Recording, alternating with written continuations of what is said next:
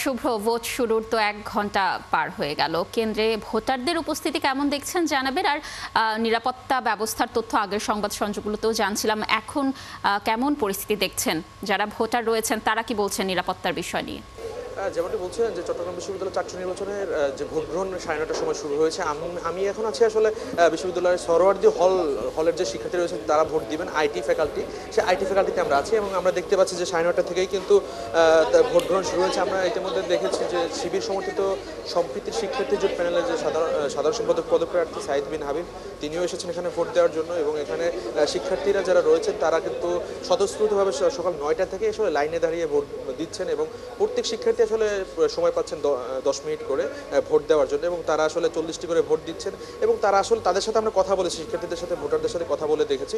তারা আমাদেরকে জানিয়েছে আসলে কোনো ধরনের কোনো নিরাপত্তা নিয়ে এখন পর্যন্ত কোনো ধরনের বাজে পরিস্থিতি ঘটেনি এবং প্রত্যেকটি জায়গায় আসলে নিরাপত্তার চাদরে বেষ্টিত আছে এবং সেখানে আসলে পুলিশ প্রশাসন সহ এপিবিএন এবং র্যাবের যে ফোর্স রয়েছে তারা আসলে টহল দিচ্ছে। পাশাপাশি হলো প্রত্যেক শিক্ষার্থীকেই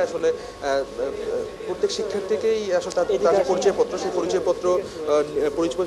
পরিচয়পত্র দেখিয়ে তারপর ভোট দিতে হচ্ছে এবং তারা কিন্তু সেভাবে করেই ভোট দিচ্ছেন। এবং আমরা দেখেছি যে আসলে শিক্ষার্থীরা খুব স্বতঃস্ফূর্তভাবে তারা ভোটে অংশগ্রহণ করছেন এবং তারা জানাচ্ছেন যে আসলে দীর্ঘ 35 বছর পরে তারা আসলে ভোটের সুযোগ পেয়েছেন। এর আগে আসলে জাতীয় নির্বাচন হোক, ছাত্র সংসদ নির্বাচন তো আসলে করার সুযোগ ছিল না, যেহেতু সংসদ বন্ধ ছিল। পাশাপাশি হলো যে তারা আসলে দীর্ঘদিন পরে আসলে ভোটের সুযোগ পাচ্ছেন, এটা নিয়ে আসলে তারা আনন্দিত এবং উচ্ছ্বাসিত। এবং নিরাপত্তা নিয়েও আসলে কোনো ধরনের শঙ্কা তারা কিন্তু এখন পর্যন্ত প্রকাশ করেনি। তবে নিরাপত্তার ব্যাপারটি আসলে শঙ্কা প্রকাশ না করলেও একটি শঙ্কা তাদের মধ্যে রয়েছে, যেন তারা সার্বিকভাবে সকল পরিস্থিতি সামাল দেওয়ার জন্য প্রশাসনকে আহ্বান জানিয়েছে এবং নিরাপত্তা নিয়ে আসলে তারা গুরুত্ব দিয়েছেন যে যেন তারা নিরাপত্তার যেই বিষয়গুলো সেগুলো যেন ভালোভাবে দেখভাল করা হয়। এবং বিশ্ববিদ্যালয় প্রশাসনের পক্ষ থেকে জানানো হয়েছে যে তাদের যেই পুলিশ প্রশাসন সহ যে নিরাপত্তা রক্ষার লক্ষ্যে আইনশৃঙ্খলা বাহিনী প্রায় 1200 সদস্য নিয়োজিত রয়েছে এবং আর্মি স্ট্রাইকিং ফোর্স রয়েছে যদি কোনোভাবে যদি আসলে পরিস্থিতি।